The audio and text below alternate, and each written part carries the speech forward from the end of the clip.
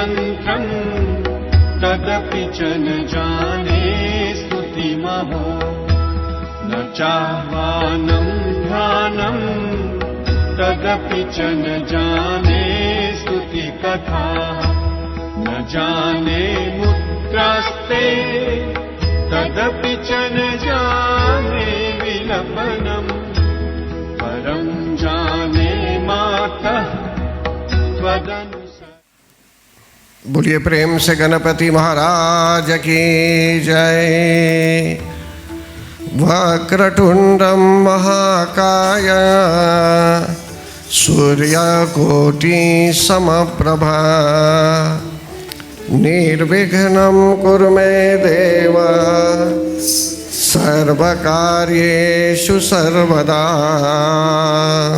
सर्वमंगलमांगल्ये शिवे सर्वार्थसाधिके शरण्ये त्र्यंबके गौरी नारायणी नमोस्तुते।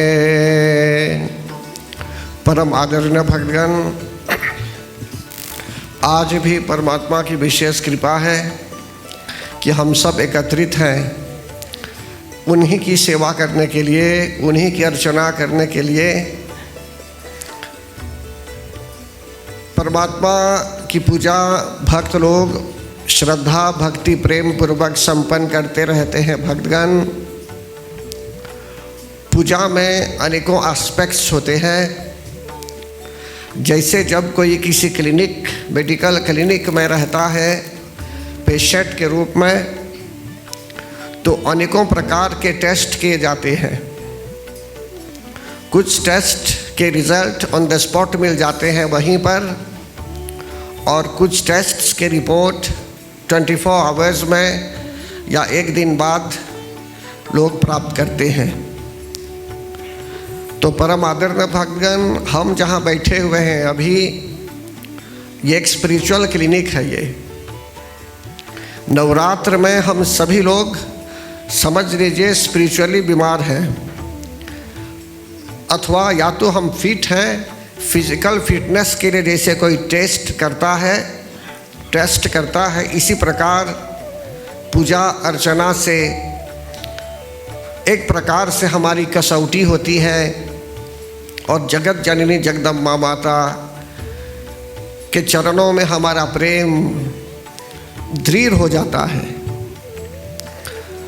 और कुछ ऐसे भी भक्त होते हैं कि जिनमें जो श्रद्धा है लेकिन कथा वार्ता के माध्यम से ज्ञान प्राप्त करते हैं और उनमें और अटल विश्वास हो जाता है, परमात्मा पर, शक्ति पर भी अटल विश्वास हो जाता है। तो कथा वार्ता भी आवश्यक है। कथा वार्ता के बिना क्लैरिफिकेशन नहीं मिलेंगे और मनुष्य अंधकार में रहता है। इसीलिए दिवस काल में यद्यपि पूजा की गई, प्रातःकालीन समय में प्रतिदिन यहाँ यज्ञ संपन्न किया जाता है, जगत जननी जगदम्बा माता की पूजा की जाती है और पूरी सप्तशती के मंत्रों द्वारा, बीज मंत्रों द्वारा यज्ञ संपन्न किया जाता है।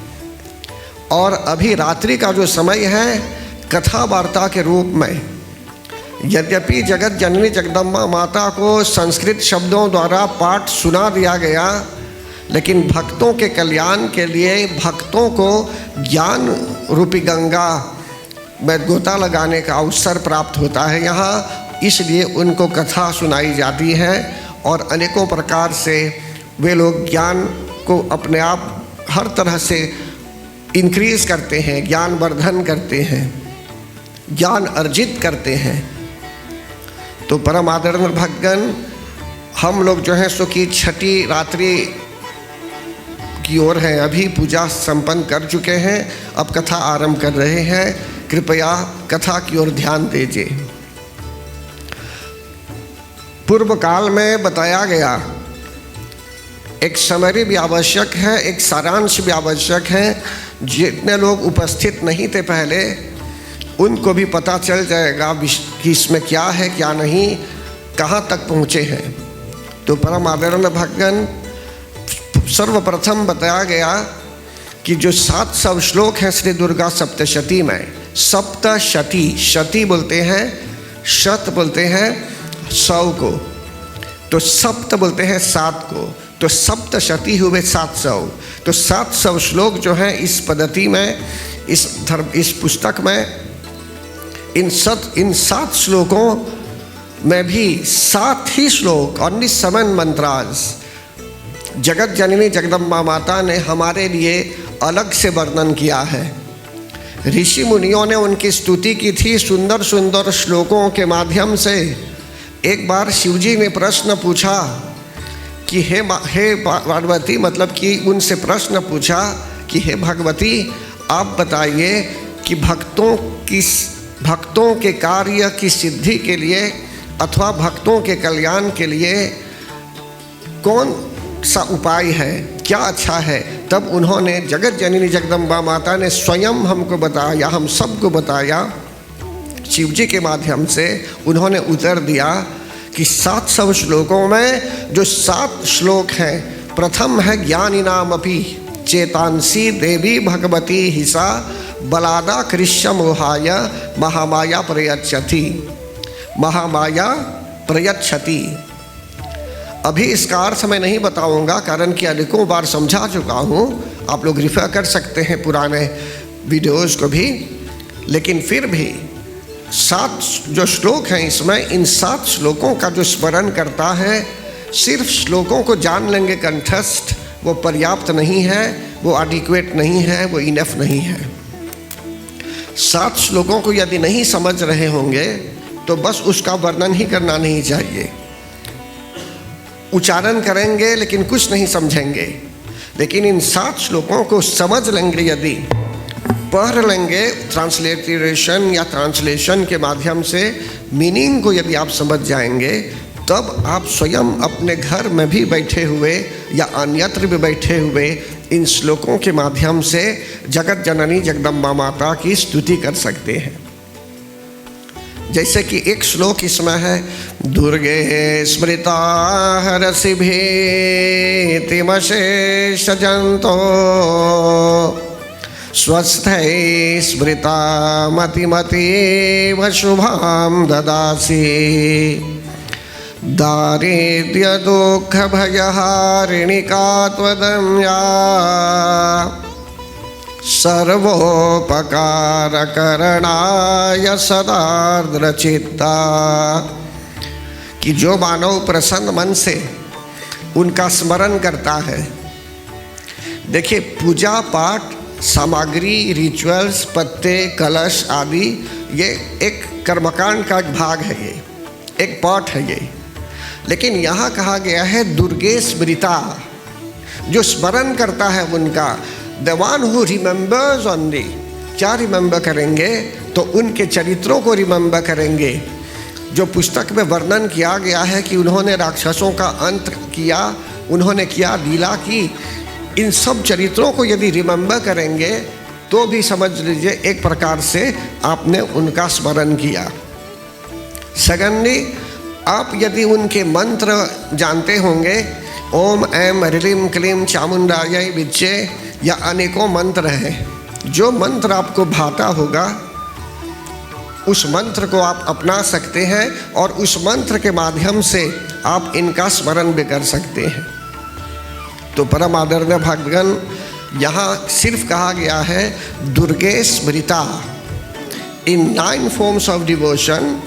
एक है स्मरण करना, जैसे कीर्तनम है, कीर्तन करना, श्रवण करना कानों से, तो यहाँ बोलते हैं स्मरणम। स्मरणम मीन्स विदाउट यूजिंग एनी सामग्री, without using any ingredients, without using even a leaf, without using any camphor, without using anything else, we are just remembering. हम स्मरण कर रहे हैं उनका, स्मरण, टू रिमेंबर ओनली। ये भी एक भक्ति है। तो कहा गया है दुर्गे स्मृता हरसि भीतिमशेष जंतो स्वस्थै स्मृता मतिमतीव शुभां ददासि। कोई व्यक्ति अगर स्वस्थ भी अच्छा है और जो है स्वकी स्मरण भी कर पा रहा है श्रद्धा भक्ति प्रेम पूर्वक, तो उसको अनेकों शुभ विचार भी मिलते हैं। जगत जननी जगदम्बा माता अच्छे विचार देने लगते हैं, शुभमति देने लगती है उस व्यक्ति को। जैसे किसी इंटरनेट साइट में आप जाएंगे, आपने एक शब्द को लिखा वहाँ, तो डाउनलोड करने के लिए अनेकों डिटेल्स चले आते हैं। इसी प्रकार यदि हमने उनका स्मरण बस किया, श्रद्धा के साथ, भक्ति के साथ, उन पर आस्था रखते हुए, उन पर विश्वास रखते हुए, तो निसंदेह वे आपको अनेकों प्रकार से सुमति देने वाली है। उन्होंने ही सप्तशती में ही जो वर्णित है, यहाँ जगत जननी जगदम्बा माता ने इस श्लोक का भी वर्णन किया है इन 7 श्लोकों के अंतर्गत। अभी बताया ना आपको। और क्या होता है? दारिद्र्य दुख भयहारिणी का त्वदन्या सर्वोपकार करणाय सदार्द्रचित्ता। उनके स्मरण करते रहेंगे आप भक्तगण, तो गरीबी दशा, दारिद्र्य, पॉवर्टी सब जो है सुखी, सबको दूर कर देगी। वे विचार देगी। आपके घर में भी यदि कोई स्मरण कर रहा है उनका, तो उस घर में भी पॉवर्टी नहीं रहेगी। परमात्मा ऐसी कृपा करेंगे, जगत जननी जगदम्बा माता ऐसी कृपा करेगी कि आपके घर में यदि कोई बैठा हुआ है ऐसे अकारण, कार्य में कहीं लग नहीं भी रहा है, तो उसको कार्य कहीं लग भी सकता है उनकी कृपा से, कि जिससे जो है सो कि उसके घर में गरीबी दशा भी ना हो। एक फोबिल तो निकलेगा किसी न किसी प्रकार से। आपके घर में गरीबी दशा अगर नहीं चाहिए, तो वे कहीं ना कहीं देखेगी कहाँ पर क्या चीज़ है जो उस सिस्टम में नहीं चल रहा है। इसके आधार पर जगत जननी जगदम्बा माता ट्रिगर करेगी उधर, कि जिससे जो है सो कि अच्छी तरह से मति हो जाए, वहाँ सुमति भी हो जाए। जहाँ सुमति वहाँ संपत्ति नाना, जहाँ कुमति तहाँ विपत्ति निधाना। जहाँ अच्छे विचार आने लगते हैं जगत जननी जगदम्बा माता की कृपा से, तो वहाँ अनेकों प्रकार की प्रगति होती है भक्तगण। और जहाँ अच्छे विचार नहीं आते, तो अनेकों प्रकार की विपत्ति भी आ सकती है। तो यहाँ इस लाइन में बताया गया, दारिद्र्य दुख भयहारिणी का त्वदन्या, गरीबी दशा भी दूर हो जाती है। और एक देश में भी यदि बहुत लोग पूजा पाठ करेंगे या तो स्मरण करते रहेंगे, तो उनका भी योगदान हो जाता है। सोशल इंक्लूजन की ओर उन लोगों का भी योगदान हो जाता है। मतलब कि समाज में अगर गरीबी दशा हम नहीं चाहते हैं कि पूरे देश में सबका कल्याण हो, हर एक रीजन में कल्याण हो, हर एक डिस्ट्रिक्ट में यदि हम चाहेंगे कल्याण हो, सिर्फ अपने देश में नहीं पूरे देश में ही, और जो है सो कि विदेशों में भी यदि हम कल्याण चाहेंगे कि सुख हो और शांति हो, तो हमारी पुकार सुनती हैं जगत जननी जगदम्बा माता, कि जिससे कहीं ना कहीं से कुछ उपाय क्रॉप अप हो जाते हैं। तो परम आदरणीय भक्तगण, इन 7 श्लोकों के अलावा शिवजी ने फिर बताया पूरे समस्त भक्तों के कल्याण के लिए उन्होंने वर्णन किया जगत जननी जगदम्बा माता के जो 108 नाम है। संस्कृत भाषा एक सरल भाषा है, लेकिन अगर प्रैक्टिस नहीं होगी तो क्या है कि आप अध्ययन कर सकते हैं, इसे ही अर्थों को समझ सकते हैं, लेकिन ये भी नहीं कर पाएंगे तो उनके जो 108 नाम है, इन 108 नामों का जप भी कर सकते हैं, उच्चारण भी कर सकते हैं। वो तो 1 मिनट में या 2 मिनट में उच्चारण कर देंगे प्रसन्नता के साथ, उनको सुना देंगे, उन्हीं के नाम उनको सुनाएंगे प्रसन्नता के साथ। नमः नमः बोलकर उसमें जो है सो कि नमस्कार करते जाएंगे, नमन करते जाएंगे, तो समझ लीजिए ये भी वे स्वीकार करती हैं। इसके अलावा भक्तगण, वैसे तो अन्य 32 नेम्स भी होते हैं जो जगत जननी जगदम्बा माता ने स्वयं बताया है, उनके ही शब्दों में उन्होंने बताया है। कौन से 32 नेम है? इसका अर्थ है दुर्गार्थ त्रिंश माला, नाम माला, मतलब कि 32 नेम्स हैं इसमें, 32 नाम है। दुर्गा दुर्गार्ति शमनी, दुर्गा पद्म निवारिणी, दुर्गमच्छेदिनी, दुर्गसाधिनी, ओम दुर्गनाशिनी, दुर्गद्वारदारिणी, दुर्गनिहंत्री, दुर्गमापहा, दुर्गमज्ञानदा, दुर्गदैत्यलोकदवानला, ओ दुर्गमा, दुर्गमालोका, दुर्गमात्मस्वरूपिणी, दुर्गमार्गप्रदा, दुर्गम विद्या, दुर्गमाश्रिता, दुर्गमज्ञान संस्थाना, दुर्गमध्यानभासिनी, दुर्गमोहा, दुर्गमगा, दुर्गमार्थस्वरूपिणी, दुर्गमासुरसंहंत्री, दुर्गमायुधधारिणी, दुर्गमांगी, दुर्गमता, दुर्गम्या, दुर्गमेश्वरी, दुर्गभीमा, दुर्गभामा, दुर्गभा, दुर्गदारिणी। ये 32 नेम। ये तो फोटो निकाल कर अपने मोबाइल में भी रख सकते हैं, गलती में देख कर बर बोल देंगे, कंठस्थ नहीं भी जानेंगे। तो अभी हाल में एक जगह ऐसा हुआ कि एक इंटरव्यू चल रहा था, मैं नाम नहीं बोलूँगा, बल्कि एक बॉलीवुड हीरोइन का इंटरव्यू चल रहा था उनके बर्थडे के अवसर में मेरे ख्याल से। तो उन्होंने ये 32 नेम उच्चारण किया, स्मरण किया जगत जननी जगदम्बा माता का। बहुत अच्छा वातावरण रहा। तो कहने का भाव यहाँ यह है, अगर हम चाहते हैं कि हमारे देश में कल्याण हो, विदेश में भी कल्याण हो, और हम चाहेंगे कि देवी माँ हमारी पुकार सुने, तो उनके बताए हुए मार्ग के अनुसार हमें चलना भी है और कुछ करना है।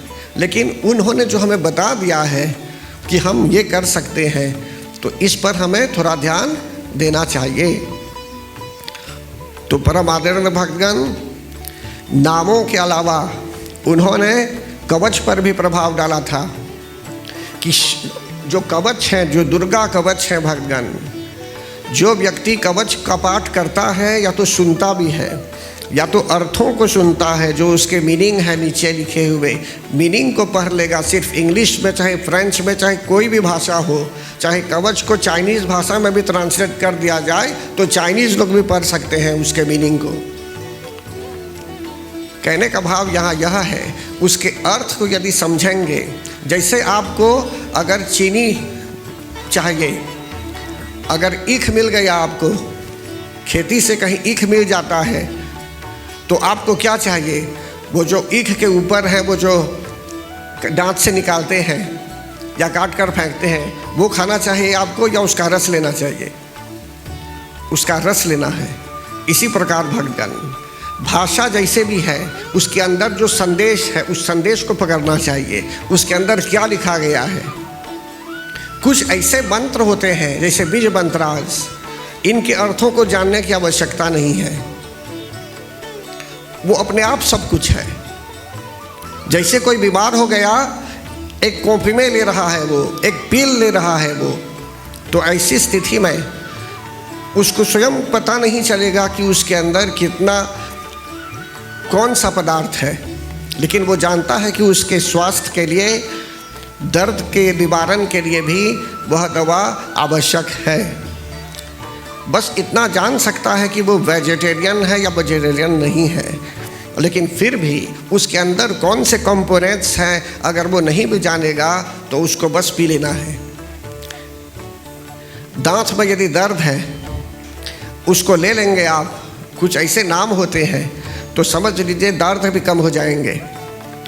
तो इसी प्रकार भक्तगण, कुछ ऐसे मंत्र हैं जो हमारे लिए बहुत आवश्यक है, जैसे ओम ऐं ह्रीं क्लीं चामुंडायै विच्चे, ओम ऐं ह्रीं क्लीं चामुंडायै विच्चे, ओम ऐं ह्रीं क्लीं चामुंडायै विच्चे, ओम ऐं ह्रीं क्लीं चामुंडायै विच्चे, ओम ग्लौं हूं क्लीं जूं सः ज्वालय ज्वालय ज्वल ज्वल प्रज्वल प्रज्वल, ऐं ह्रीं क्लीं चामुंडायै विच्चे, ज्वल हम सं लं क्षं फट् स्वाहा। ओम क्रीं क्रीं क्रीं हुम हुम ह्रीं ह्रीं महाकाल्याय क्रीं क्रीं क्रीं हुम हुम ह्रीं ह्रीं स्वाहा। अभी तो 2 मंत्र हुए। ओम क्रीं क्रीं क्रीं हुम हुम ह्रीं ह्रीं दक्षिण काली के क्रीं क्रीं क्रीं हुम हुम ह्रीं ह्रीं स्वाहा। स्वाहा भी इंटीग्रेटेड है उसमें। तो मंत्रों में अद्भुत शक्ति है भक्तगण, और साउंड प्रोनाउंसिएशन आदि के माध्यम से शक्तियों का संचार होने लगता है हमारे अंदर, शरीर के अंदर। ओम धाम धीम धूम धुर्जटे है पत्नीम भाम बिम बुम वागधीश्वरी क्राम क्रीम क्रूम कालिका देवी शाम शिम शुम में शुभम कुरु गुरु। तो कुछ बीज मंत्र होते हैं कि इन मंत्रों के अर्थों को चाहे नहीं भी समझेंगे तो वो अच्छा है आपके लिए, लेकिन कुछ ऐसे मंत्र होते हैं भक्तगण। अब जैसे हनुमान जी महाराज के लिए ओम हन हनुमते रुद्रात्मकाय हुम फट, तो कुछ बीज मंत्र हुए। लेकिन कुछ है जो समझ भी सकते हैं, जैसे ओम दक्षिण मुखाय पंचमुख हनुमते कराल वदनाय नरसिंहाय ओम ह्राम ह्रीम रूम रम रोम राम सकल भूत प्रेत दमनाय स्वाहा। कि अनेकों प्रकार के जो निगेटिव फोर्स है सबके निवारण के लिए हम रिक्वेस्ट करते हैं हनुमान जी महाराज को। तो इस प्रकार कुछ मंत्र हैं जो समझने योग्य है, कुछ मंत्र समझने योग्य नहीं है। आप जीवन लगा देंगे समझने में, नहीं समझ पाएंगे, लेकिन अपने आप में सब कुछ है।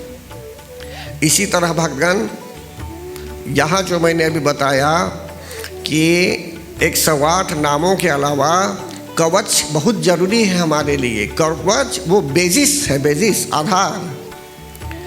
कारण कि जैसे स्पिरिचुअल क्लिनिक में कोई एडमिट होता है, जब कवच का पाठ आरंभ होता है वहाँ जो एनर्जी क्रॉप अप होने लगती है, राइट। तो उससे क्या होता है, हमारे शरीर के अंदर भी हर एक व्यक्ति के शरीर के अंदर, हर एक व्यक्ति के जो शरीर है, शरीर के अंदर अनेकों प्रकार की शक्तियाँ जो हैं, जैसे देखने की शक्ति, बोलने की शक्ति, भोजन को पचाने की शक्ति, हर तरह से हमारे अंग प्रत्यंग में एक शक्ति का वास होता है भक्तगण। तो इस तरह से संचार होने लगता है, शक्तियों का सुसंचार होने लगता है, और तब जाकर मनुष्य के जीवन में शांति होने की आवश्यकता हो जाती है, शांति होने का समय भी होने लगता है। तो यहाँ कवच के बाद अरगला भी बताया गया कि रूपम देही जयम देही यशो देही दिशो जही।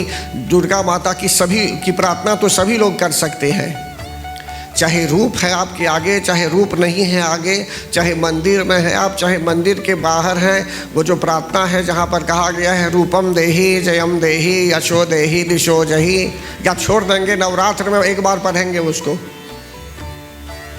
कभी जो मनुष्य रोज पढ़ता है ये, तो उसके लिए तो और अच्छा है। तो इसमें बोलते हैं कि हे मातेश्वरी हमें रूप दीजिए, हमारी आइडेंटिटी बताइए कि हम कहाँ से आए हुए हैं, हमें कहाँ जाना है। रूपम देही। शरीर पेरिशेबल है भक्तगण, शरीर नाशवान है, लेकिन शरीर के अंदर जो आत्मा है, कितने हजार शरीर प्राप्त करके अभी हो सकता है मनुष्य तन पाया है, अभी उस आत्मा को मनुष्य शरीर मिला है अभी। तो कभी कभी क्या होता है, जन्म जन्मांतर में हम घूमते आ रहे हैं अभी 84 लाख योनियों में, तो हो सकता है हम भूल भी जाते हैं कि हमें बैक टू गॉडहेड जाना है, बैक टू गॉडहेड। सब कुछ करते हुए, काम काज करते हुए, मटेरियल प्रोग्रेस, सांसारिक प्रगति सब करते हुए मनुष्य को थोड़ा समय तो निकालना चाहिए आध्यात्मिक प्रगति के लिए, मेटाफिजिकल नॉलेज के लिए, स्पिरिचुअल प्रगति के लिए भी। आध्यात्मिक प्रगति के लिए। इसीलिए सत्संग होता है भक्तगण। अभी नवरात्र के समय जब यज्ञ संपन्न किया जाता है, प्रतिदिन कथा वार्ता में आप लोग आ रहे हैं। अभी अन्य जगहों में भी जहाँ कथा वार्ता के माध्यम से लोग ज्ञान प्राप्त कर रहे हैं, सभी लोग संकल्प ले रहे हैं अभी कि वे और दृढ़ता के साथ जाएंगे इसमें, और सीरियसली जाएंगे उसमें, कि जिससे उनको ज्ञान की प्राप्ति और हो और वे अंधकार से निकलें। तो इसलिए जगत जननी जगदम्बा माता ने हमको प्रोत्साहित किया है कवच भी जानने के लिए। फिर इसके बाद रूपम देही आदि से प्रार्थना कर सकते हैं और अनुरोध कर सकते हैं कि हे मातेश्वरी दिशो जही, जो हमारे शत्रु हैं, काम, क्रोध, लोभ, मोह, ममता, अहंकार आदि, अज्ञानता, इग्नोरेंस आदि, एक प्रकार से इस नेटवर्क, इस नेट से हमें निकालिए, इस माया जाल से हमें निकालिए, अगर हमें इच्छा है निकलने के लिए। नहीं तो जब हम आरती गाते हैं तो क्या बोलते हैं? विषय विकार मिटाओ, पाप हरो देवा, स्वामी पाप हरो देवा। बोलते हैं या नहीं? फिर क्या बोलते हैं इसमें, क्या समझे अभी? बोलते हैं कि जितने वाइसेस हैं, विषय, हे प्रभु हम थक गए हैं संसार में, अब आप ही बचाइए, आप एकमात्र सहारा है अब। तो बोलते हैं विषय विकार, कि जितने विषय हैं, जितने चीज़ें हैं जो हमें परमात्मा से दूर ले जाती हैं, विषय और विकार, कुबुद्धि आदि जो भी बुराइयां हमारे अंदर है, हे मातेश्वरी हमको इनसे बचाइए। तो शत्रुओं के लिए यहाँ बताते हैं द्विषो जही, रूपम देही, जयम देही, यशो देही, हमें यश भी दीजिए लेकिन अच्छे कामों के लिए यश दीजिए, नोटोरियस मत बनाइए। फिर इसके बाद बोलते हैं द्विषो जही कि हे मातेश्वरी अब हम आए हुए हैं आपकी शरण में, आप ही जो है सो की मार्गदर्शन दीजिए और शत्रुओं से हमें बचाइए, विषय विकार सब हमसे दूर कीजिए। अब नहीं समझेंगे क्या बोल रहे हैं आरती में, आप तो बोलेंगे विषय विकार मिटाओ, पाप हरो देवा 10 बार भी बोलेंगे, 1000 बार भी बोलेंगे, लेकिन आपका कम्युनिकेशन नहीं हो पाता है उनके साथ। You recite it just for the sake of reciting, because it sounds nice, so you recite the श्लोक ओनली, विषय विकार मिटाओ, पाप हरो देवा, विदाउट अंडरस्टैंडिंग द मीनिंग। तो इसलिए बता रहे हैं जो लोग समझ रहे हैं उनके लिए तो और अच्छा है, प्रार्थना करते हैं वे लोग। तो परम आदरणीय भक्तगण, इसके अलावा प्रथम अध्याय के विषय में भी बताया गया। प्रथम अध्याय के विषय में जाने से पहले और एक जगह मैंने बताया था आपको किलक के विषय में कि अन्य मंत्र भी हैं, लेकिन अन्य मंत्रों के अलावा श्री दुर्गा सप्तशती का ज्ञान, मतलब कि इनमें जो मंत्र पाए जाते हैं, इन मंत्रों से स्तुति अर्चन आदि बहुत आवश्यक है। क्यों? अपने आप में सब कुछ है श्री दुर्गा सप्तशती में। अन्य मंत्रों से जो फल मिलते हैं, जो पुण्य होता है, वो समाप्त हो जाता है, फिर उसको जैसे कंज्यूम करेंगे आप वो समाप्त हो जाएगा। लेकिन श्री दुर्गा सप्तशती के माध्यम से जगत जननी जगदम्बा माता जो पुण्य देती हैं आपको, यदि वह पुण्य थोड़ा कम भी हो जाता है, आपने यूज़ कर दिया उससे, तो आपने किसी को आशीर्वाद दिया फॉर एग्जाम्पल, या ने कुछ अच्छा काम किया आपने, या तो कुछ आप उसमें से कंज्यूम किया आपने, तो फिर से वह शक्ति, वह पुण्य अपने आप हो जाता है। इसलिए बोलते हैं वो अक्षय है। तो इसलिए जो भी व्यक्ति भगवान को शिव के रूप में मानता है, चाहे कृष्ण के रूप में मानता है, चाहे किसी प्रकार जैसे भी मानता है, लेकिन शक्ति को तो अपनाना ही अपनाना है। शक्ति के अलावा, शक्ति के एगेंस्ट हम नहीं जा सकते। परमात्मा 2-4 नहीं है भक्तगण, परमात्मा एक ही है, वही ऑल पावरफुल है, वही पावर है, वही सब कुछ है। और वही शक्ति के रूप में भी आ सकते हैं, वही शिव के रूप में आ सकते हैं, वही राम के रूप में आए थे, वही कृष्ण के रूप में आए थे, और वही अनेकों रूपों में भी आ सकते हैं, वही नरसिंह के रूप में आए थे, वही मीन अवतार के रूप में, वही कच्छप अवतार के रूप में, तो ओची आदि के रूप में आए थे, उनकी अच्छा अनुसार में आ सकते हैं। हम लोग मनुष्य हैं, इसलिए जो हमारे लिए बताया गया है इसके अनुसार हमको आचरण करना है कि जिससे हमें सुख और शांति की प्राप्ति हो। तो परम आदरणीय भगवान फिर प्रथम अध्याय में बताया गया मधु कैटभ के विषय में कि मधु कैटभ 2 राक्षस थे जिनको वरदान प्राप्त था कि कोई उनको नहीं मार पाएगा, लेकिन उनकी इच्छा अनुसार यदि मरना चाहेंगे वे तो वे मारे जाएंगे। तो सचमुच में ऐसी दशा हुई कि इन लोगों ने भगवान को कहा कि हम बहुत प्रसन्न हैं आपसे, हम आपको वरदान देने वाले हैं, आप वरदान मांगिए। तब भगवान बोलते हैं कि आप वरदान देना चाहते ही हैं मुझे, तो यह वरदान दीजिए कि आप दोनों की मृत्यु मेरे हाथों हो। तब ऐसा ही हो गया भगवान, मधु और कैटभ की मृत्यु हो गई प्रथम अध्याय में। दूसरे अध्याय में क्या बताया गया? दूसरे अध्याय में बताया गया कि महिषासुर की सेनाओं का वध हो गया, और तीसरे अध्याय में महिषासुर का वध हुआ। महिषासुर वो ग्रेट ईगो का प्रतीक था, सिंबॉलिक था, वो ग्रेट ईगो का, अहंकार का, महाअहंकार का, ग्रेट ईगो, समझते हैं ना। देवता लोग हार गए थे युद्ध में उससे, साधारण मनुष्य की भांति विचरण कर रहे थे। फिर उन्होंने देवताओं ने मिलकर शक्ति को पुकारा, शक्ति प्रकट हुई, और शक्ति ने पहले महिषासुर को नहीं मारा बल्कि महिषासुर की सेनाओं को मारा, the armies of the great ego. हम में यदि अहंकार आ रहा है किसी न किसी प्रकार से तो उनको अच्छा नहीं लगेगा, समझते हैं ना। इसलिए अगर हम देवी माँ की शरण में आना चाहते हैं तो वे चेकिंग करती है, पहले टेस्ट करती है कि हमारा शुगर लेवल जैसे चेक करते हैं हॉस्पिटल में, तो यहाँ बोलते हैं कि हमारा ईगो लेवल वे चेक करती है। एक मशीन होना चाहिए, मेरे ख्याल से अभी साइंटिस्ट ने डिस्कवर नहीं किया है, ऐसे लगाएंगे अंगुली में या यहाँ तो बोल देगा हमारा ईगो अभी कितना हाई है लेकिन नहीं हुआ है अभी, शायद हो जाएगा। बोलिए प्रेम से जगत जननी जगदम्बा माता की जय। तो परम आदरणीय भक्तगण, मधु और कैटभ से जो हमें शिक्षा मिली थी, too much and too little, इनको वरदान था लेकिन ये लोग मारे गए, जी सकते थे और लेकिन मारे गए। तो कभी कभी मनुष्य को कुछ है अभी उसके यहाँ, उसको बस नहीं है, उसको ज़्यादा चाहिए, तब ज़्यादा जब भगवान दे देते हैं उसको, मेहनत करके वो प्राप्त कर लेता है, तब बोलता है नहीं बहुत है, अब हमें थोड़ा ही चाहिए था। तो कहने का भाव यहाँ यह है भगवान, too much and too little. हमारे शरीर के अंदर भी हो सकते हैं, हमारे कपार में भी संतोष जब नहीं होता, सेटिस्फैक्शन जब नहीं होता, हमको कम से कम, देखिए कभी कभी क्या होता है मनुष्य में संतोष नहीं होता। बोलेंगे आज आप दाल पूरी पकाएगी, फिर बोलेगी नहीं अभी पूरी पकाएंगे, फिर बोलेगी नहीं पराठा करना चाहिए आज। आप में संतोष नहीं है, एक वैरायटी है अब, कारण कि सब पकाना जानती है आप। अब पका दिया आपने, पराठा भी पका दिया आपने, दाल पूरी भी और रोटी भी, बासी हो गई सब, कोई नहीं खाया। तब बोलती है कि नहीं अच्छा होता मैं एक ही चीज़ पकाती।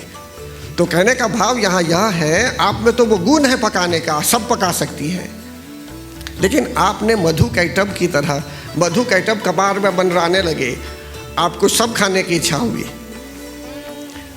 समझते हैं, लेकिन आपने एक एक खाया सिर्फ, बाकी सब रह गए। तो इस प्रकार से मैंने एक साधारण उदाहरण दिया कि हमारे मगज के अंदर बहुत सी बातें आती जाती हैं, लेकिन कहीं ना कहीं एक भक्ति की 9 फॉर्म्स ऑफ डिवोशन में एक भक्ति है संतोष। और जब हम अभी उच्चारण करेंगे आगे चल के एक श्लोक में, या देवी सर्वभूतेषु तुष्टि रूपेण संस्थिता नमस्तस्यै नमस्तस्यै नमस्तस्यै नमो नमः। तुष्टि मतलब सेटिस्फैक्शन, एक जगह में स्टेबिलिटी होना चाहिए। एक बार क्या हुआ, एक व्यक्ति से मिलन हुआ, उसको कहीं काम मिला, नाम नहीं बोलूँगा उदाहरण के रूप में, लेकिन वो सेटिस्फाइड नहीं था। उसने लॉ पढ़ा है, अनेकों चीज, सब अनेकों प्रकार से, उसमें हर प्रकार की डिग्रीज हैं, सब कुछ है। लेकिन मैंने उसको देखा कि वो एक के बाद दूसरा चेंज कर रहा है। तब एक बार मिलने आया तो मैंने उसको भगवान की कृपा से मैंने बताया कि आप क्यों बार बार चेंज कर रहे हैं। तो उसने कहा कि नहीं, उतना पढ़ा है, इतना है, तो उसको वहाँ जाना चाहिए। मैंने कहा देखिए, एक जगह पहले आप स्थिर हो जाइए, कॉन्फर्म हो जाइए एक जॉब में पहले, फिर देखिए दूसरा आगे क्या करेंगे, या आप चेंज करेंगे, अभी चेंज करेंगे तो क्या है, उसमें भी संतोष नहीं हुआ है अभी, समझ रहे ना।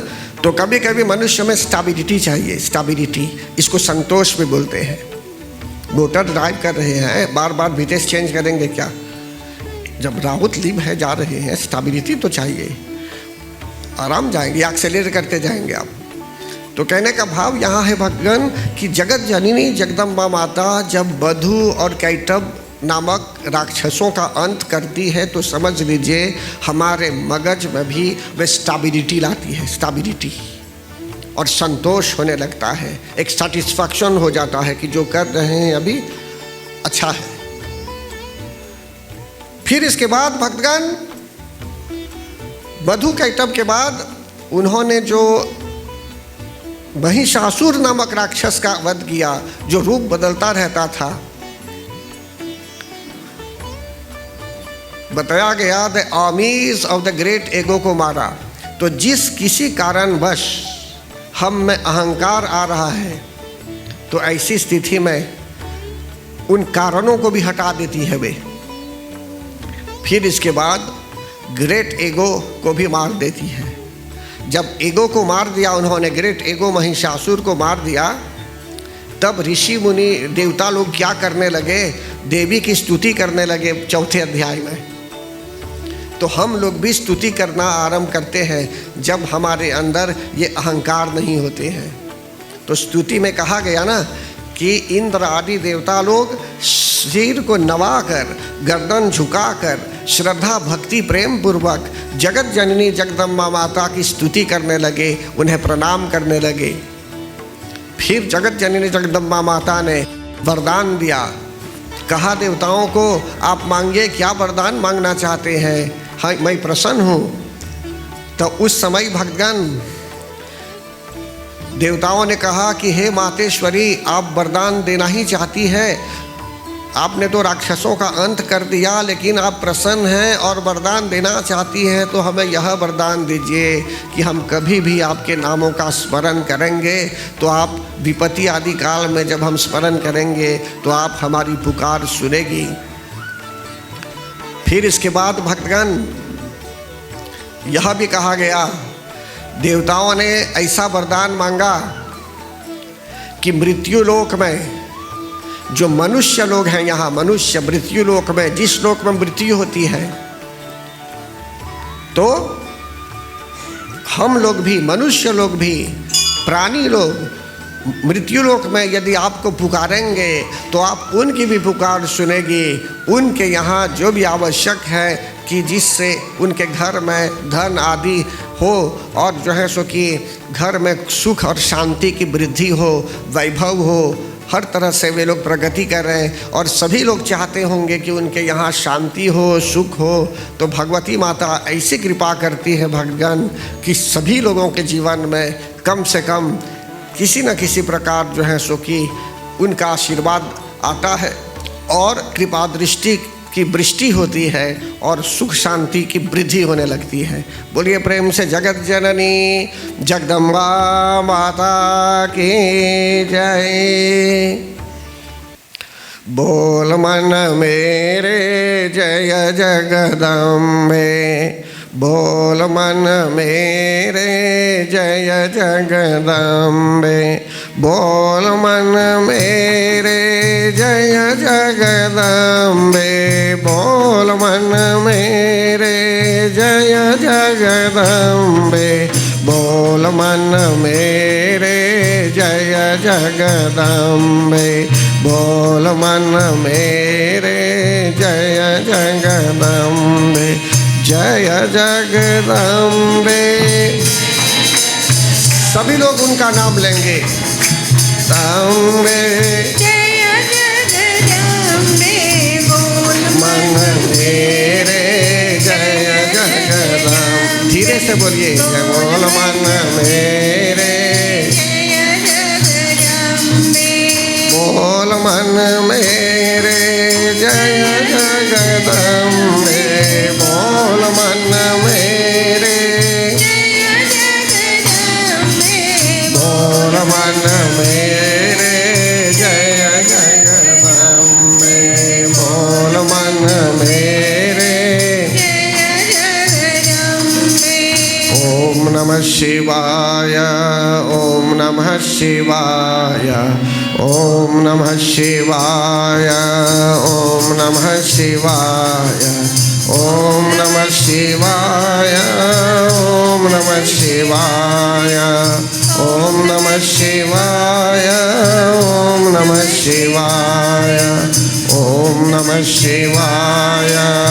ओम नमः शिवाय, ओम नमः शिवाय, ओम नमः शिवाय, ओम नमः शिवाय, ओम नमः शिवाय, ओम नमः शिवाय, ओम नमः शिवाय, ओम नमः शिवाय, ओम नमः शिवाय, ओम नमः शिवाय, ओम नमः शिवाय, ओम नमः शिवाय ओम नमः शिवाय, ओम नमः शिवाय, ओम नमः शिवाय, ओम नमः शिवाय, ओम नमः शिवाय, ओम नमः शिवाय, ओम नमः शिवाय, ओम नमः शिवाय, ओम नमः शिवाय, ओम नमः शिवाय। ओम नमः शिवाय। अभी अनेकों बार आप लोगों ने शिव शब्द को सुना कि शिवजी ने ऐसा कहा, शिवजी ने ऐसा कहा कि जगत जननी जगदम्बा माता के 108 नाम आदि हैं। तो शिव में ही जो ई है वो शक्ति का प्रतीक है भक्तगण, और शिव में से ई निकाल देंगे तो शव हो जाता है। शिव शक्ति इंटीग्रेटेड है, शक्ति सहित है, और शिव परिवार ही में शक्ति भी पाई जाती है। इसलिए उनके नामों का भी स्मरण हमारे लिए परम कल्याणमयी है। तो परम आदरणीय भक्तगण, फिर इसके बाद ऐसी घटना घटी भक्तगण। अब अन्य अध्यायों को लेंगे कि एक बार फिर राक्षस अत्याचार करने लगे। शुम और निशुम नामक राक्षस अत्याचार करने लगे बहुत समय के बाद।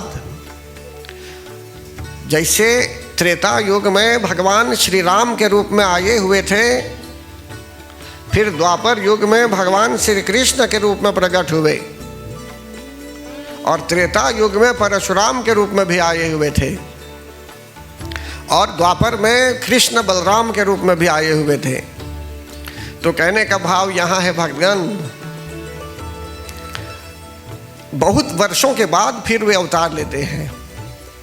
उन्होंने तो कहा है कि यदा यदा ही धर्मस्य ग्लानिर्भवति भारत आदि आदि, कि अभ्युत्थान नाम धर्मस्य तदात्मानं सृजाम्यहम् परित्राणाय साधूनां विनाशाय च दुष्कृतां धर्म संस्थापनार्थाय संभवामि युगे युगे, कि धर्म की पुनः स्थापना के लिए वे आते हैं और धर्म को रीस्टैब्लिश करने के लिए, धर्म को रीस्टैब्लिश करने के लिए वे आते हैं।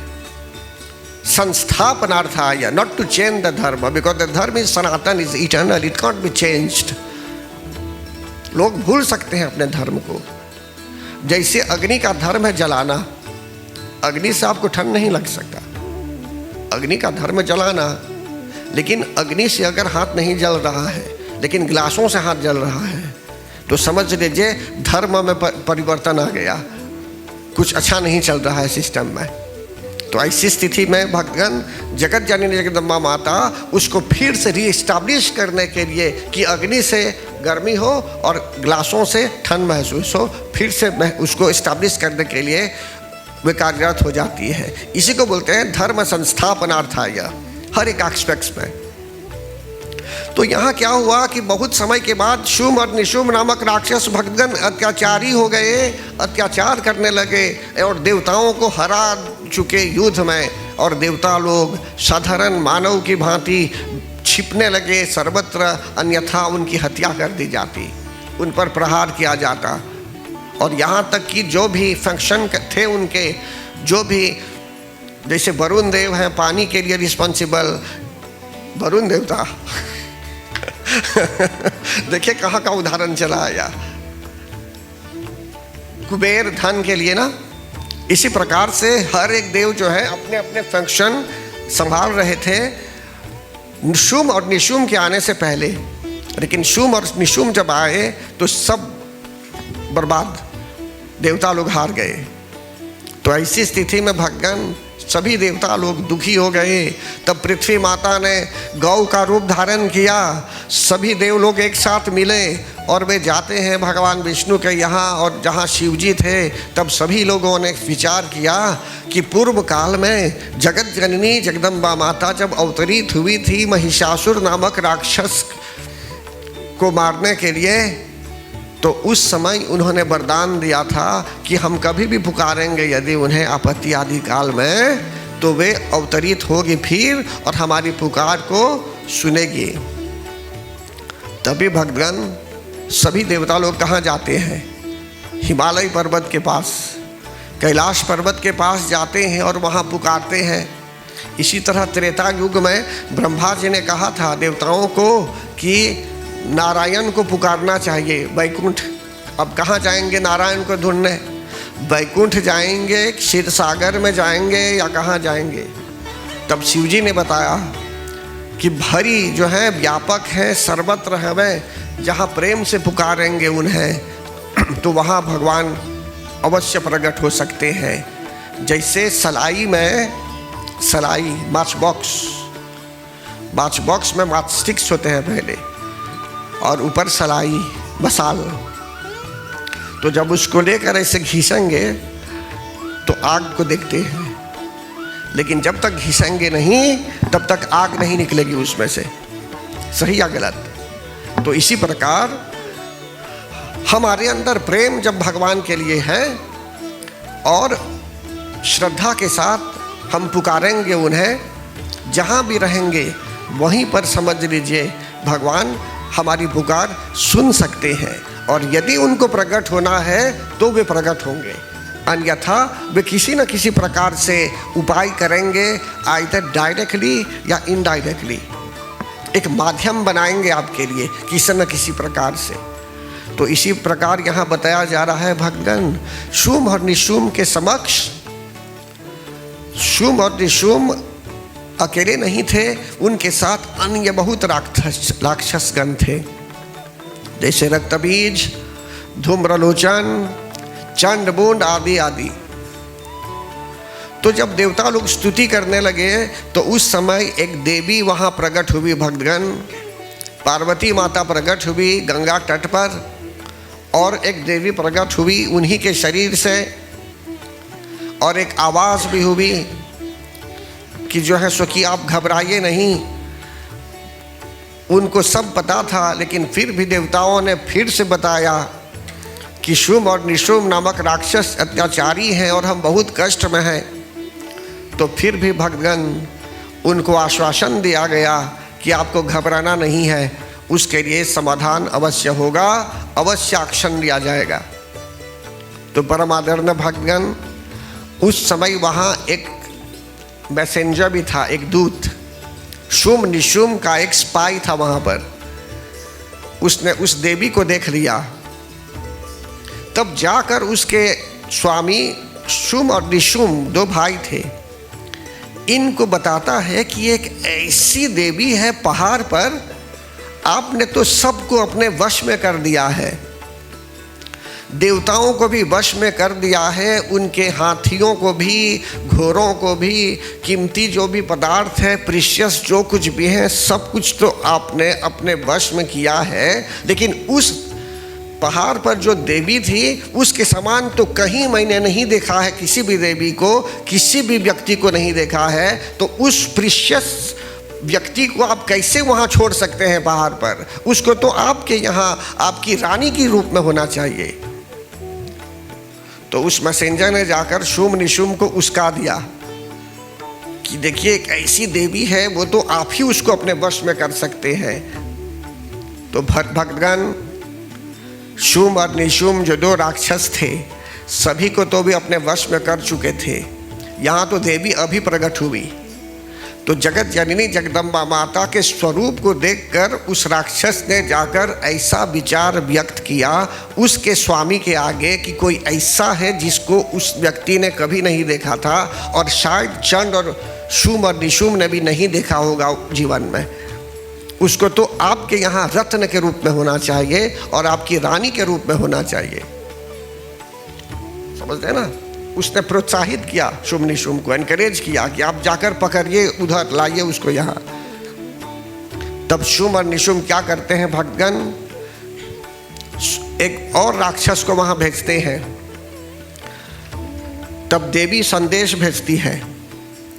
देवी संदेश भेजती है कि जो व्यक्ति उन्हें युद्ध में हरा देगा उसी से उनका विवाह होगा, वे पानी ग्रहण करेगी। उन्होंने ऐसा संकल्प रख दिया भक्तगण। तो ऐसी स्थिति में देवी क्या करती है, जगत जननी जगदम्बा माता ने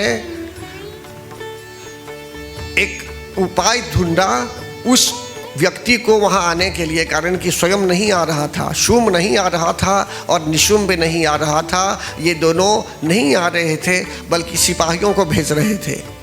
तो इसीलिए इन्होंने संदेश भेजा कि जो युद्ध में उनको हरा देगा तो उसी के साथ विवाह होगा। जब इनको संदेश मिला भक्तगण, तो ये लोग क्या करते हैं, क्रोध में आ गए कि एक महिला इस प्रकार का शब्द बोल सकती है कि उसको युद्ध में हराना होगा। तो उस समय धूम्रलोचन को भेजा जाता है भक्तगण। धूम्रलोचन कौन था? वो भी एक राक्षस था। इसमें क्या शिक्षा है? देखिए, मैंने कहा चतुर्थ अध्याय में देवताओं ने स्तुति की, राइट? देवी प्रसन्न हुई और देवी ने वरदान दिया। लेकिन 5वें अध्याय में बताया जा रहा है कि फिर से जब राक्षस शुम्भ और निशुम्भ हुए तो पहाड़ के यहाँ जगत जननी जगदम्बा माता की स्तुति की गई। लेकिन स्तुति का अभी वर्णन नहीं किया मैंने, कौन सी स्तुति की गई थी, अभी उस पर बोला जाएगा। तब देवी प्रकट हुई वहां और शुम्भ निशुम्भ तक बात पहुंची। धूम्रलोचन को भेजा जाता है देवी को घसीट कर लाने के लिए। अगर आना चाहेगी तो आए, नहीं तो उसके बालों को पकड़कर उसको घसीट कर लाइए आप। लेकिन जगत जननी जगदम्बा माता ने उस राक्षस को मार दिया। तो धूम्र किसे बोलते हैं? स्मोक। लोचन बोलते हैं आँखों को। तो अगर धुएं हैं, बहुत धुआं है, तो आँखों से हम नहीं देख पाएंगे अच्छी तरह से ना, स्मोकी आइज। तो भक्तों की दृष्टि, भक्तों का परसेप्शन अगर ठीक नहीं है, अगर स्मोकी आइज है, स्मोकी, कारण कि आँख एक सेंस है। जैसे कोई अगर बुराई सुनना चाहता है कानों से, तो वो भी एक गलत सेंस हो गया। आँखों से हम बुराई करना, देखना चाहते हैं, बुराई कैप्चर करना चाहते हैं, फिर मस्तिष्क को भेजेंगे, बुद्धि भ्रष्ट हो जाती है, फिर हम निंदा में चले जाएंगे, जीवन को बर्बाद कर देंगे निंदा करते करते। क्यों? कारण कि आंखों ने बुराई देखी है। तो ये सिस्टम ही बिगड़ जाता है हमारा। तब अन्य लोगों को सुनेंगे तो फिर अलग से निंदा करें, सुनेंगे तब। तो इसलिए यहाँ कहा गया, जैसे धूम्रलोचन नामक राक्षस को जगत जननी जगदम्बा माता ने मार गिराया भगवान, इसी प्रकार हमारे शरीर के अंदर भी यदि धूम्रलोचन घूम रहा है, अभी धूम्रलोचन यदि हमारे शरीर के अंदर भी हैं और हम भक्त के रूप में हैं, तो जगत जननी जगदम्बा माता यहाँ इस चौराहे पर हमको और क्लीन कर देगी। कारण कि हमारे अंदर यदि धूम्रलोचन है, हमारी आँखों में, परसेप्शन में अगर क्लियर नहीं है परसेप्शन, तो इसको भी साफ कर देती है वे। ठीक वैसे ही जैसे कोई चला जाता है हॉस्पिटल में आँखों के लिए ऑपरेशन, सर्जरी आदि करने के लिए, लेकिन यहाँ ये नहीं बोल रहा हूँ मैं, यहाँ बोल रहा जा रहा है कि आँखों की दृष्टि, आँखों में जो परसेप्शन होना चाहिए, जो भाव होना चाहिए, वो सुधर जाता है, उसमें सात्विकता चली आती है। बहुत चीज़ों को इग्नोर कर देना चाहिए, लेकिन छोटी छोटी मायने आइटम्स में अगर आप कमेंट करने लगेंगे तो ऐसी स्थिति में क्या होता है, पलाभ होने लगता है, घर बिगड़ जाता है, नरक की तरह हो जाता है। इसलिए यहाँ परसेप्शन जब शुद्ध हो जाता है आपको, तो वो दूसरा भाव आता है। तो धूम्रलोचन का वध किया गया भक्तगण 6 अध्याय में। इसको बोलते हैं, क्या अर्थ है इसका? The slaying of sinful eyes. अंग्रेजी में बोलते हैं the slaying of sinful eyes.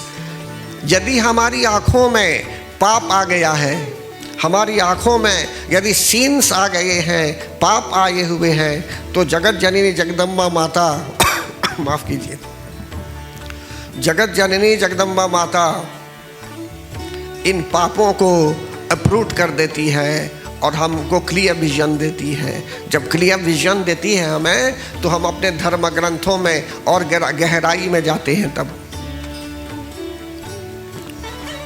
फिर आगे क्या बताया जाता है? 7वें अध्याय में शुंभ निशुंभ क्या करते हैं? चंड और मूंड को भेजते हैं। चंड और मूंड भी 2 राक्षस थे जो सर्व करते थे शुंभ निशुंभ को।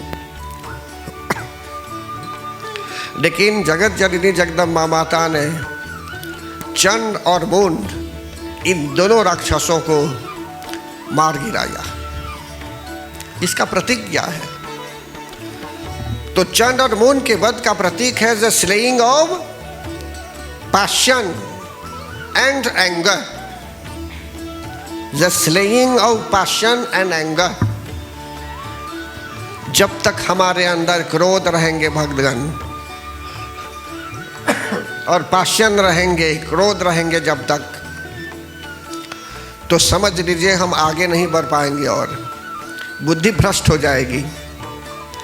इसलिए जगत जननी जगदम्बा माता के धाम में यदि हम जाना चाहेंगे, मंदिरों में आए हुए हैं और प्रगति करना चाहते हैं, तो समय लगता है। कभी कभी मनुष्य 1 वर्ष में ही बदल जाता है, कहीं कहीं वर्ष बीत जाते हैं। कभी कभी एक व्यक्ति जैसे लर्नर टेस्ट में जाता है मोटर के लिए, लेकिन 10 साल लगा देता है सीखने में। कोई किसी को तो एक ही बार में लाइसेंस मिल जाता है, कारण कि वो सीखता है, मेहनत करता है। कुछ लोग पोस्टपोन कर देते हैं बार बार। इसी तरह भगवान यहाँ बताया जा रहा है कि जो लोग फर्मनेस के साथ आगे बढ़ना चाहेंगे, तो मैं अपनी ओर से भगवती माता के आशीर्वाद से सभी को सहयोग दे सकता हूँ कि जिससे जो है सो कि आपके जीवन में उनका आशीर्वाद भी आए और हर तरह से जो है सो कि यज्ञों के माध्यम से, कथा वार्ता आदि के माध्यम से क्लैरिफिकेशन लाऊं कि जिससे आप लोग अंधकार में न रहें, अंधकार में न रहें। तो चंड और मूंड के वध का यही प्रतीक हुआ, the slaying of passion and anger, क्रोध और फॉल्स डिजायर्स। पैशन मतलब फॉल्स डिजायर्स। अगर आप सोच रहे हैं कि आपको एक पर्सनल प्लेन होना चाहिए, एक पर्सनल प्लेन होना चाहिए आपके लिए, तो समझ लीजिए फॉरफेच्ड हो गया। तो मनुष्य कभी गलत सोचता होगा या बहुत सोच लेता होगा कि उसको ये चाहिए, ये चाहिए, ये चाहिए, लेकिन सामने नहीं देखता है कि उसको अभी क्या चाहिए। तो इसलिए भक्तगण, जब इस प्रकार की इच्छाएं नहीं रहती हैं आपके अंदर और तब क्रोध भी नहीं होगा। अगर आपको सफलता नहीं मिली तो क्रोध होगा। आपने एक्सपेक्ट किया था कि आपको ऐसा कुछ मिलने वाला है, लेकिन आपको नहीं मिला, तो आप में क्रोध भी आ सकता है या डिसेप्शन भी हो सकता है, डिसअपॉइंटमेंट भी आएंगे। लेकिन अगर आप में इच्छा ही नहीं थी तो ऐसी स्थिति में क्या होगा? आप कष्ट में नहीं आएंगे। तो इसलिए यहाँ भक्तगण आगे बताते हैं 8वें अध्याय में। 8वें अध्याय में जो है, शायद अभी उस पर एम्फसाइज उतना नहीं कर पाएंगे, लेकिन फिर भी एक राक्षस का नाम था रक्तबीज। रक्तबीज नामक राक्षस अत्याचारी था भक्तगण। उसके शरीर से एक बूंद खून जब टपकता था पृथ्वी पर, तो ऐसा उसकी तरह और एक राक्षस हो जाता था। तो यहां बहुत लोग कंफ्यूजन करते हैं। अभी उतना समय नहीं होगा इसको इलाबोरेट करने में। अभी कल भी समय होगा और सोमवार को भी समय है, कारण कि यहाँ दशमी मनाएंगे मंगलवार को। तो इन 2 दिनों में और गहराई में जाकर आप लोगों को जो है सो कि ज्ञान प्रदान करेंगे। लेकिन अभी के लिए जो 5वें अध्याय में मैंने कहा, जो स्तुति की गई थी, देवताओं ने पहाड़ के यहाँ जो स्तुति की थी, उस स्तुति के विषय में मैं कुछ कहना चाहूँगा। अभी उन्होंने क्या कहा था जाकर? नमो देव्यै महादेव्यै शिवाय सततम नमः। कि देवी को नमस्कार है, महादेवी शिवा को नमस्कार है, सदा सर्वदा नमस्कार है। ऐसे करते करते उन्होंने फिर कहा दुर्गायै दुर्गा पारायै सारायै सर्वकारिण्यै ख्यात्यै तथैव कृष्णायै धूम्रायै नमो नमः। आप दुर्गम संकट से निकालने वाली हैं, आप पार उतारने वाली हैं। इसलिए आपको हम दुर्गा नाम से भी पुकारते हैं। दुर्गा पारायै, पार लगाने वाली हैं आप। हम आपको प्रणाम करते हैं।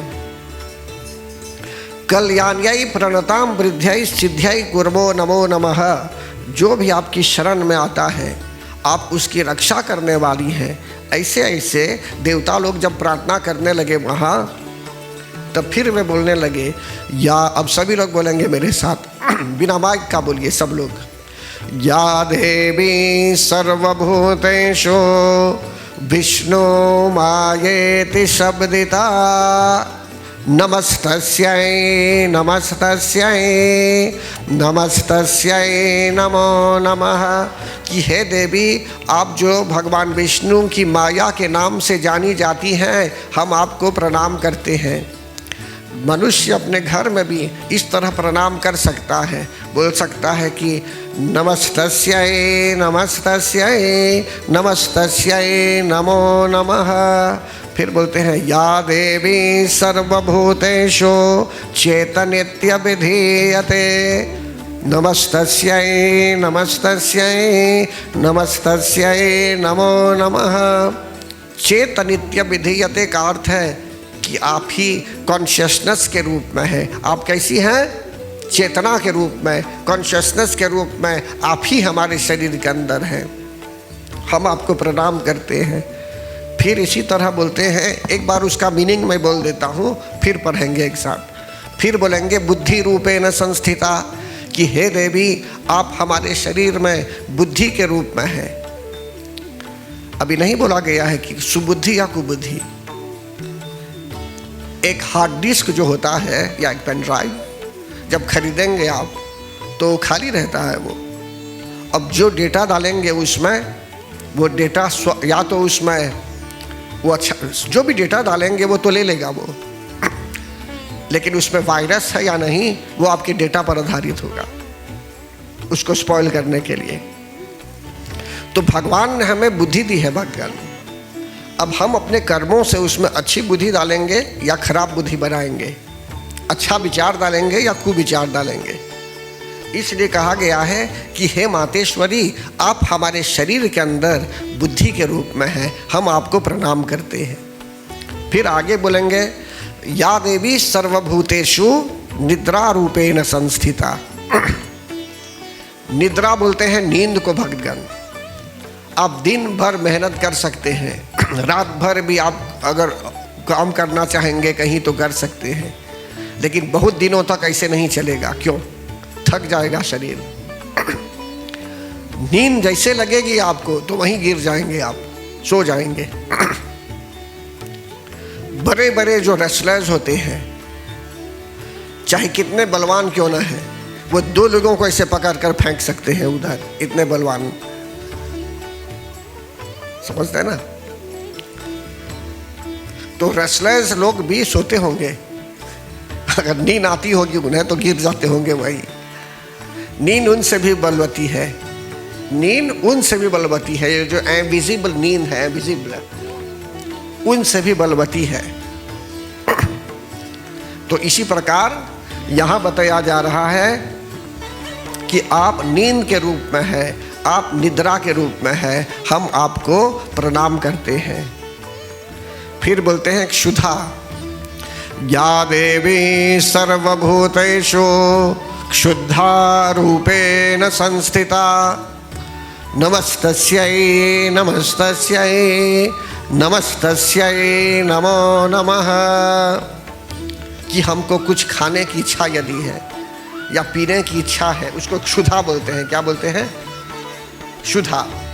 कि हे देवी, हम इस रूप में भी आपको प्रणाम करते हैं, छाया के रूप में भी प्रणाम करते हैं। छाया मतलब लोबाज के रूप में भी प्रणाम करते हैं। शक्ति रूपेण संस्थिता, हम शक्ति के रूप में भी, जो भी शक्ति चाहिए हमें संसार में भक्तगण, चाहे विंड एनर्जी, सोलर एनर्जी, जो भी शक्ति एग्जिस्ट है सब उनसे ही प्राप्त है। वे नहीं रहेगी तो घाम भी नहीं रहेगा, तो सोलर एनर्जी कहाँ भी रहेगी। वे नहीं रहेगी तो पानी भी नहीं मिलेगा, तो पानी की शक्ति कहाँ से आएगी? इलेक्ट्रिसिटी कहाँ से बनाएंगे? पानी के माध्यम से तो बनाते हैं। इसी प्रकार पोटेंशियल एनर्जी, काइनेटिक एनर्जी, जो भी एनर्जी है, समुद्र में जब देखेंगे कभी बाढ़ ऊपर आ गया, जहाज आ रहा है, जहाज ऊपर चला गया फिर नीचे चला आ गया, तो वो उसको बोलते हैं पोटेंशियल एनर्जी। और भक्त लोग कभी जब गाते हैं कीर्तन, हरे कृष्णा कृष्ण कृष्ण हरे हरे, अपने आप छटक जाते हैं ऊपर। ये एक पोटेंशियल एनर्जी हो गई, वही शक्ति देती है। किसी ने नहीं कहा उनको छटकने के लिए, इतना जोश चला आता है उस सत्संग में कि छटकने लगेंगे, तो पॉजिटिविटी चली आती है। और एक प्रकार का है हरे कृष्णा कृष्ण कृष्ण, शरीर ऐसे झूम रहा है तो काइनेटिक एनर्जी। तो जो भी एनर्जी है संसार में, भोजन करते हैं तो भोजन को पचाने के लिए शक्ति चाहिए। पानी पानी पिएंगे आप, पीते समय स्वाद आता है आपको, तो भी शक्ति चाहिए क्वेंच करने के लिए उस थर्स्ट को। हर एक क्षेत्र में शक्ति चाहिए। देखने के लिए आंखों में शक्ति चाहिए, कानों में सुनने के लिए शक्ति चाहिए, चलने के लिए शक्ति चाहिए, बैठने के लिए शक्ति चाहिए, सोने के लिए भी शक्ति चाहिए। हर एक क्षेत्र में हमें शक्ति चाहिए।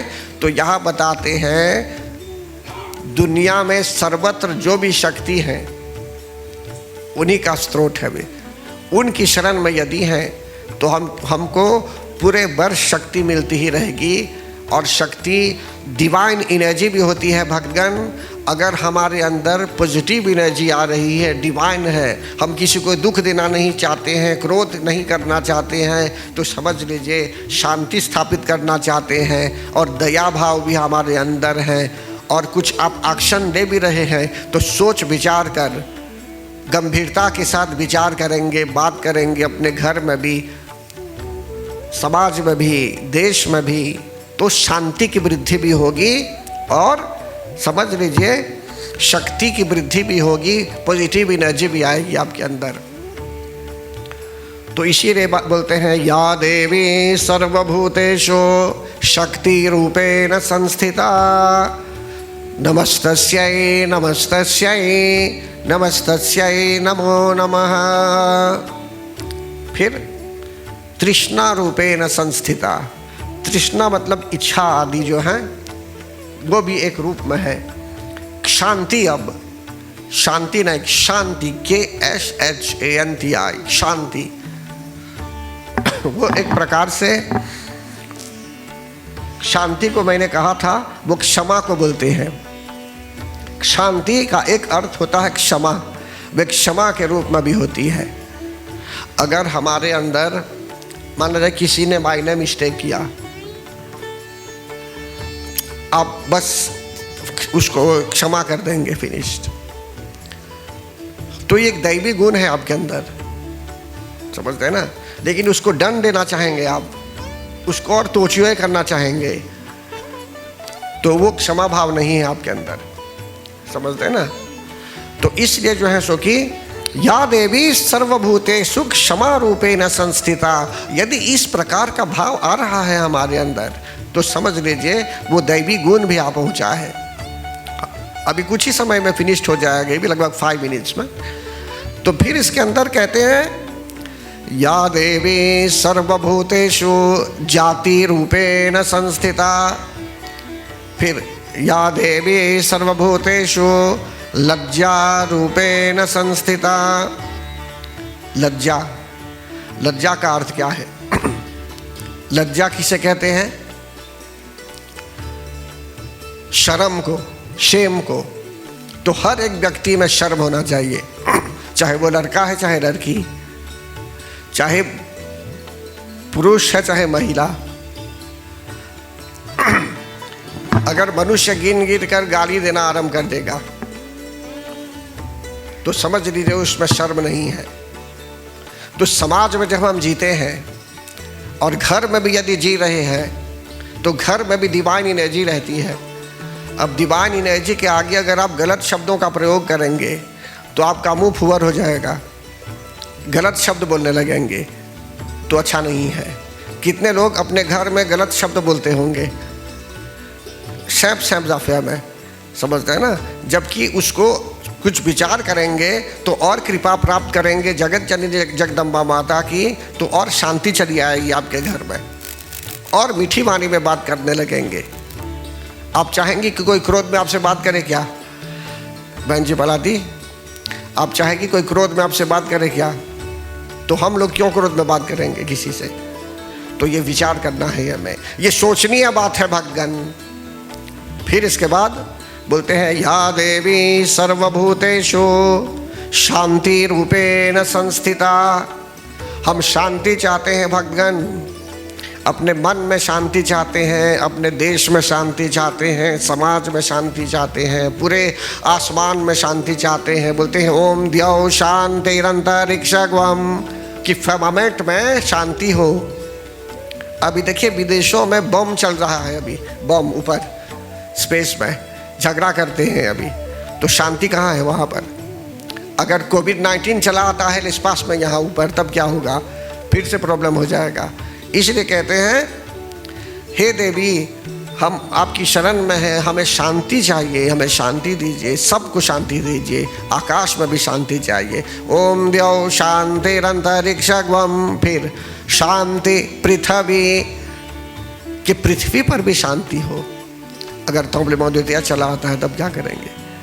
अभी हुआ था किसी देश में, अभी हाल ही में, समझते हैं ना। अगर वुल्कों के कारण कुछ प्रॉब्लम हो जाता है तब क्या होगा? इसलिए बोलते हैं कि हे देवी आप सर्वशक्तिशाली है, इन सब उपद्रवों से सिर्फ हमें नहीं हर एक प्राणी को बचाइए।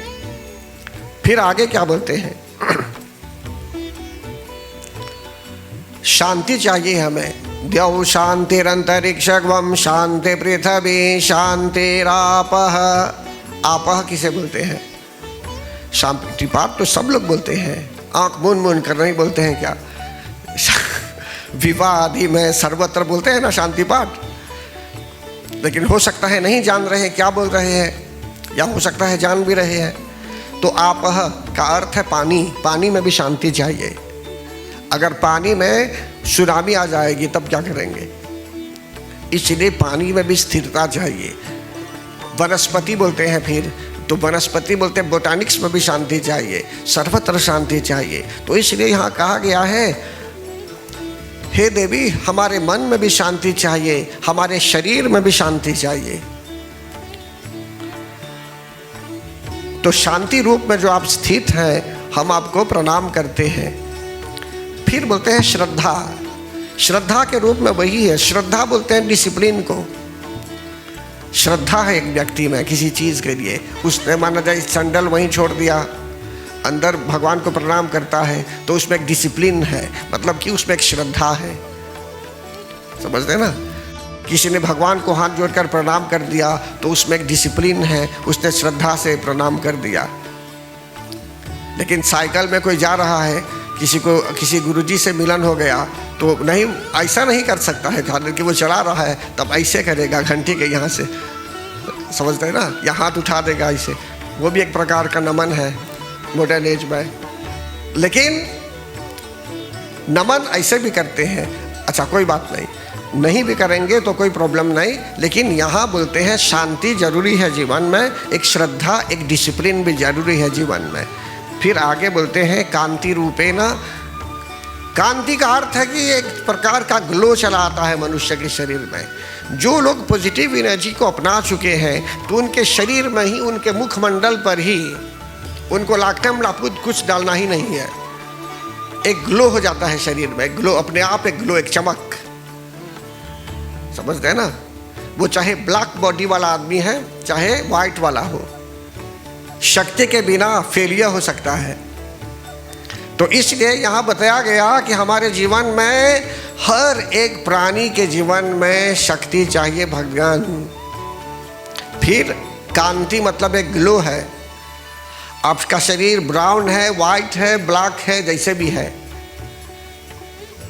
एक ग्लो होने लगेगा, एक चमक। नेल्सन मंडेला का जैसे था, ग्लो हो जाता है एक सुंदर शरीर। तो कहने का भाव यहाँ यह है,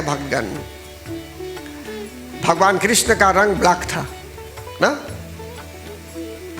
उनका शरीर ब्लैक था। तो black is a very beautiful colour. अपने आप में देखेंगे बहुत लोग ब्लैक ट्राउजर्स यूज करते हैं, ब्लैक जूता पहनते हैं, ब्लैक एक सुंदर कलर है अपने आप में। तो यहाँ बोलते हैं ग्लो हो जाता है मनुष्य के अंदर। फिर आगे क्या बोलते हैं यहाँ, मैं नहीं बोलता हूँ, जगत जननी जगदम्बा माता की प्रार्थना में है, कांति रूपेण संस्थिता। यदि वो कांति आपके अंदर है तो वो कुछ और ही है, वो चमक है, ग्लो है, कारण कि विद्या भरी हुई है आपके अंदर। समझते हैं ना? किसी व्यक्ति को देखेंगे भी ऐसे तो जान जाएंगे इसे वेरी इंटेलिजेंट पर्सन। समझते हैं ना? तो कहने का भाव यहाँ यह है, वो ग्लो होता है उनके अंदर। फिर आगे यहाँ बोलते हैं लक्ष्मी रूपेण संस्थिता, वही लक्ष्मी के रूप में है। वृत्ति किसे बोलते हैं? वृत्ति बोलते हैं ऑक्यूपेशन को, जो भी आपको काम मिला है चुपचाप कीजिए। वृत्ति रूपेण संस्थिता, काम आवश्यक है आपके लिए, काम करना है, आप काम कीजिए, छोटा बड़ा मत समझिए। अभी के लिए आप ज्वाइन किए हैं कहीं, धीरे धीरे धीरे धीरे और प्रगति होगी और आगे बढ़ जाएंगे। समझते हैं ना? एक रेल जा रहा है, अगर आपको एसी वाला नहीं मिला काबिन, कोई बात नहीं, कहीं भी चलेंगे, चाहे स्टैंडिंग भी मिल गया, हिल जाइए उसमें, वो चला जाएगा धीरे धीरे धीरे धीरे, बाद में सीट बदल लेना। इसीलिए बोलते हैं यहाँ वृत्ति जो है, जगत जननी जगदम्बा माता का नाम लेकर मंत्रों का उच्चारण करने के बाद जब अपने सीट को ग्रहण करते हैं तो वो दूसरा ही भाव होता है।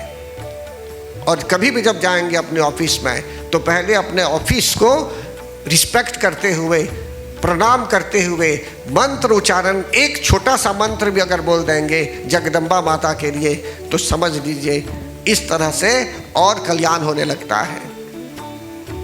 फिर आगे क्या बोलते हैं, मैं क्यों अभी बोल रहा हूँ ये, कारण कि इसी पैराग्राफ में मुझे फिनिश कर देना है ये, समझते ना।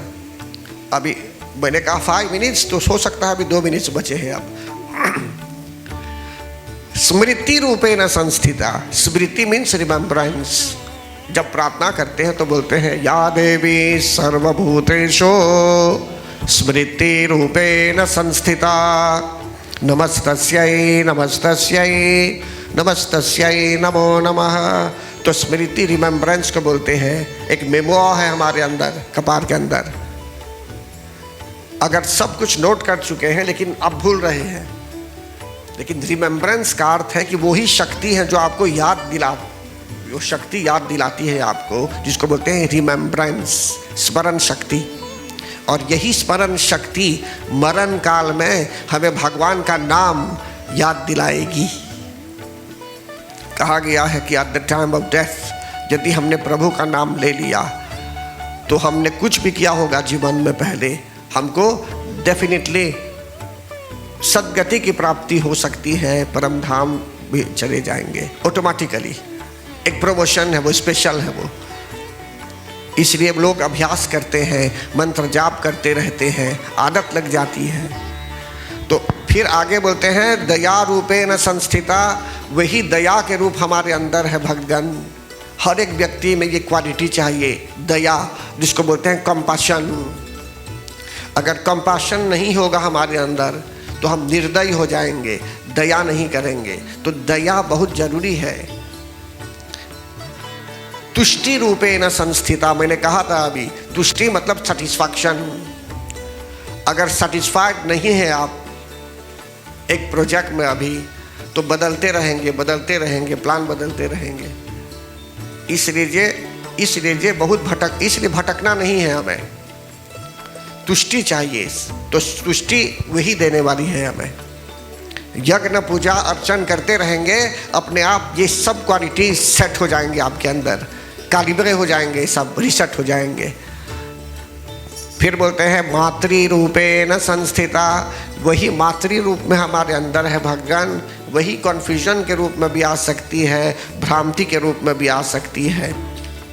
तो इस प्रकार जगत जननी जगदम्बा माता की स्तुति देवताओं ने की। तत्पश्चात जैसे भी बता दिया गया पहले, शुम निशुम धूम्रलोचन आदि राक्षसों का वध हुआ, चंड और मुंड का भी वध हुआ भक्तगण। और ये स्पष्ट हो गया अभी के लिए कि slaying of passion and anger, और फिर रक्त बीज का वध हुआ तो the slaying of the seed of desires.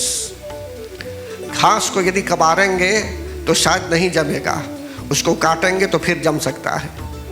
तो देवी क्या करती है, उसके सीड ही को मतलब कि हटा डालती है। तो यहाँ और कुछ है समझाने के लिए जो कल अब समझाएंगे भक्तगण। और मैं समझ रहा हूँ कि जगत जननी जगदम्बा माता के आशीर्वाद से आप लोगों को अनेकों प्रकार से भी ज्ञान मिला होगा। ज्ञानप्रद बातों को याद करते हुए या याद रखते हुए, स्मरण करते हुए आप जो है सो कि अपने जीवन को व्यतीत कीजिए। और आपकी सुविधा के लिए यहाँ रोज़ प्रातःकालीन समय में नवरात्र में यज्ञ किया जाता है। कोई भी व्यक्ति जिसकी श्रद्धा जागृत हो, इच्छा हो आने के लिए, तो सुबह 6 बजे यज्ञ हम आरंभ कर देते हैं और लगभग 7 साढ़े 7 से पहले यज्ञ का समापन भी हो जाता है। शेरवाली माँ दया करो हे माँ, शेरवाली माँ क्षमा करो हे माँ, अपराध हमारा क्षमा करो हे माँ।